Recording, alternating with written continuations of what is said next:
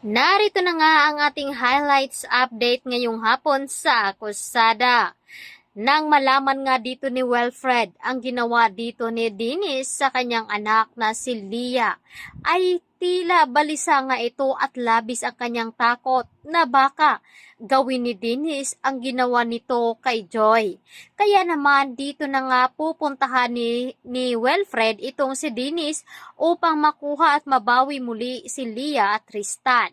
Kaya naman dito makikiusap itong si Wilfred kay Dennis na dapat huwag ito gawin sa kanyang anak dahil matagal na nga silang magkaibigan hanggang sa nalaman nga dito ni Carol ang nangyari dahil bumalik nga sila sa bahay at gusto nga ni Tristan na kunin doon si Leah bago pa man sila maabutan dito ni Dennis.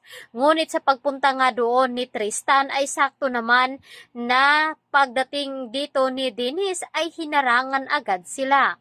Kaya wala na ngang magawa si Tristan kundi ang bumaba dahil may baril nga itong si Dennis at wala na nga silang lakas upang manlaban pa dahil abala nga itong si Carol at Wilfred doon sa presinto upang maghain nga ng reklamo laban dito kay Dennis dahil sa nakuha nga nitong ebidensya. Kaya naman wala silang kamalay-malay na may ginawa na pala itong si Dennis kay Leah. Dito na nga, gagawing pangpain itong si Leah ni Dennis upang mabawi muli ni Dennis si Carol. At nalaman na rin dito ni Tiago na si Dennis nga ang gumawa nun dito kay Joy. At dahil dyan ay alerto na nga ang mga kapulisan dahil sa pag-amin dito at nalaman nila na si Dennis nga ang pumaslang dito kay Joy.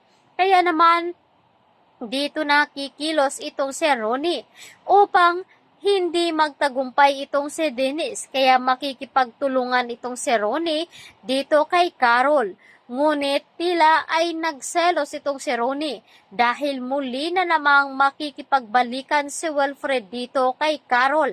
Matapos ngang patawarin ito ni Carol, itong si Wilfred ay nagkaigihan na nga sila at sinabi nga ni Wilfred na kailangan nilang magbakasyon upang ma-relax. Ngunit sa kanilang pagbakasyon ay may panganib nga nakasunod sa kanila dahil hindi pa nga nahuhuli itong si Dennis. At ito na nga ang tamang panahon upang rumisbak si Dennis at gagawing pain si Leah upang makuha muli itong si Carol. Ano nga ba ang gagawin dito ni Wilfred at Carol na ngayon ay magiging hostage ni Dennis ang kanilang anak at pati ang kapatid ni Carol na si Tristan?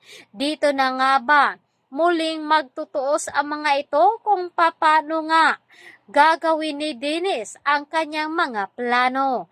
At dahil dito ay makipagsabuatan din ang mga pulis upang tulungan si Carol na mahuli na nga itong si Dennis. Kaya ngayong hapon dapat natin itong tutukan at aabangan pa na mga kaganapan dito sa Akusada.